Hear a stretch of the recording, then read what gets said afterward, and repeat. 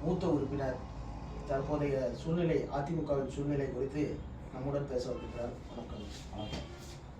நல்லா இருக்கீங்களா? தற்போதைய நிலையில அதிமுகனால ஓபிஎஸ் ரொம்ப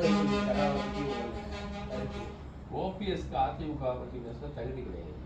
என்ன சார் சொன்னீங்க? இன்னைக்கு ஒரு நம்பிக்கையில தீர்மானம் கொண்டு வந்தாங்க. டிஎம்கே எடப்பாடி ஆட்சியில் டிஎம்கேக்கு சப்போர்ட் பண்ணி அவரும் அதை ஆதரிச்சார். அதாவது அவர் கட்சி வளர்த்து விட்டது அதிமுக, அதை அவர் நன்றி விசுவாசமாக பார்க்கல. அந்த கட்சியை அழிக்கிறதுக்கு ஒரு பதிவு செய்யணுன்றா அதுக்கு துணை போனவர் தான் அவர். திருப்பி இவங்க சேர்த்தது தப்பு. அதனால ஓபிஎஸ்க்கு இதுக்கு சம்மந்தமே கிடையாது. ஓபிஎஸ் என்ன பேசினாலும் ஈடுபடுற மாதிரி இது கிடையாது. அது எப்படி சொல்லலாம்? நீங்க எப்படி இருந்தாலும் அம்மா உயிரோட இருக்கப்ப சிறை சென்ற பொழுது அவர்கிட்ட தானே ஒப்படைச்சிட்டு போனாங்க முதல்வர் பதவியை. அப்படி இருக்கப்ப அவருக்கு தானே கிடைச்சிருக்கு மறுபடியும். அம்மா ஒப்படைச்சது அப்போ உள்ள நம்பிக்கையில் ஒப்படைச்சது. அந்த நம்பிக்கைக்கு இவர் இல்லை. இவருக்கு பதவி ஆசை. அதாவது சசிகலா பதவியை பிடிக்கிட்டாங்கன்னு சொல்லிட்டு ஒரு தர்ம யுத்தம் ஆரம்பிச்சார் இவர். இப்போ அதே சசிகலா தான் சின்னம்மா, அவங்களும் இருக்கணும் அப்படின்னா அப்புறம் இவரோட கொள்கை என்ன? இவர் ஏன் தர்ம யுத்தம்னு ஒரு இதில் போய் போலியா உட்கார்ந்தாரு. டிஎம்கே கூட சேர்ந்துக்கிட்டு ஒரு சில விஷயங்களை செஞ்சுக்கிட்டு தான் இருக்காரு, இதுவரையும் செய்கிறாரு. அதாவது அதிமுக அழிக்கணுங்கிறது தான் அவரோட நோக்கம். அப்படிப்பட்டவருக்கும் அதிமுகவுக்கும் சம்மந்தமே கிடையாது. திருச்சி மாநாடு அவருக்கு திருப்பு முனையா அமைஞ்சிருக்குன்னு சொல்றாரு. திருச்சி மாநாடு ஒன்றும் திருப்பு முனைக்கு வேலையே கிடையாது. நல்ல கூட்டம், ஒரு கிட்டத்தட்ட 50,000 பேருக்கு மேல கூட்டம் வந்ததா சொல்றாங்க. அவரு செலவு பண்ணதுக்கு அவரோட காசை செலவு பண்ணலாம் சரி, இல்லை அவங்க கட்சியில சில எடுபடி எல்லாம் இருக்கு, அதை வச்சு செலவு பண்ணலாம். காசை கொடுத்தா கூட்டம் வரும். அதாவது அவரை பொறுத்த வரைக்கும் நான் சொல்றேன். அப்படின்னா உங்க தரப்புலையும் அப்படித்தானா? எங்க தரப்புல உண்மையான தொண்டர்கள் தான் வருவாங்க. இவர் வேணும்னு போட்ட கூட்டம். நம்ம தரப்புல மே மாசம் தான் அறிவிச்சிருக்காரு. மே மாசத்துக்கு மே மாசம் ஆரம்பிச்சிருக்கு. மே மாசமா ஜூன் மாசமா தான் சொல்லியிருக்காரு. 2 மாசத்துக்கு முன்னாடி சொல்றாரு. அப்ப அது உணர்வு உள்ளவங்க தான் அதுக்கு போவாங்க. இப்ப இவரு 3 நாளைக்கு முந்தைய அறிவிச்சு 4வது நாள் மாநாடு இது பண்ணியிருக்காரு.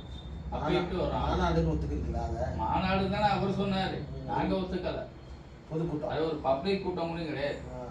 என்ன கூட்டம் நடந்தது? அவருடைய 11 எம்எல்ஏக்கள் இல்லைன்னா அன்னைக்கு உங்களுடைய ஆட்சி நீடிச்சிருக்காது. அது அந்த 11 எம்எல்ஏ யாரால எடுக்கப்பட்டாங்க, யாருனால அவங்க எம்எல்ஏ ஆனாங்க. அதாவது இவருடைய சூழ்ச்சிக்கு அவங்க பலி. டிடிவி தினகரன் ஒரு 17 பேர் போனாங்கல்ல, இப்ப அவங்க பதவி என்ன ஆச்சு? கடைசியா பதவி பறிக்கப்பட்டுச்சு. அது யாரால, என்னத்தால நடந்துச்சு? இவருடைய தர்ம யுத்தம். அது அவங்களோட ஆசைக்கு அவங்க ஒரு பக்கம் போனாங்க. இவர் ஒரு 11 பேரை வச்சுட்டு இவர் ஒரு டான்ஸ் ஆடினார். இவர் இப்ப தப்பிச்சுக்கிட்டாரு. அந்த கேஸும் இதாயிடுச்சு. அப்பவும் இவனுக்கு அந்த நன்றி இல்லை. ஓபிஎஸ் புகழேந்தி ஏடிஎம்கேல கிடையாது. புகழேந்தி எப்படி இப்ப அதிமுக இருக்காரு, அவங்க ஒரு குரூப்னு சொல்லிட்டு அந்த குரூப்ல ஒரு அதிமுகங்கிறாரு இதுவரையும். அப்ப எலெக்ஷன் கமிஷன் அங்கீகரிச்சது எடப்பாடியார். அப்ப இவர் எப்படி திருப்பியும் இருங்கிறாரு. நேற்று பொதுக்குழு கலைக்கப்பட்டதுங்கிறாரு. இவர் என்ன உரிமையில பேசுறாரு? இவருக்கு என்ன ரூல்ஸ்? அவர் இன்னும் கட்சி கொடி, வேட்டி, இன்னும் ரெட்டை இலை சின்னம் எல்லாத்தையும் பயன்படுத்துறாரு. அதுக்கு உங்க தரப்புல இருந்து எந்த ஒரு பதிலுமே சொன்ன மாதிரி தெரியலையே, எந்த நடவடிக்கையும் எடுக்கலையே. எங்க தரப்புல இருந்து முன்னாள் அமைச்சர் ஜெயக்குமார், சிவி சண்முகம் எல்லாம் சொல்லியிருக்காங்க. என்ன இது போலீஸ் நடவடிக்கை எடுக்காதுக்கான அவர் திமுக சப்போர்ட் தானே.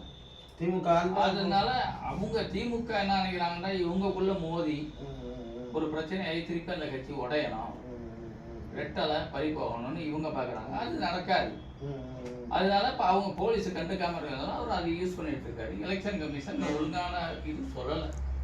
எடப்பாடியாரே தேர்தல் இதெல்லாம் சொல்லிட்டாங்க. இருந்தாலும் இந்த ஹைகோர்ட்ல கேஸ் இருக்கிறதுனால கொஞ்சம் பெண்டிங்ல இருக்காங்க, அவ்வளவுதான். வேற ஒண்ணு. அவர் உங்களுக்கு சாதகமா வரும்னு நம்புறீங்களா? கண்டிப்பா வரும். அப்ப ஓபிஎஸ் நிலை அதே நிலை தான், ஜெயிலு தான். அப்படியா? ரொம்ப நன்றி.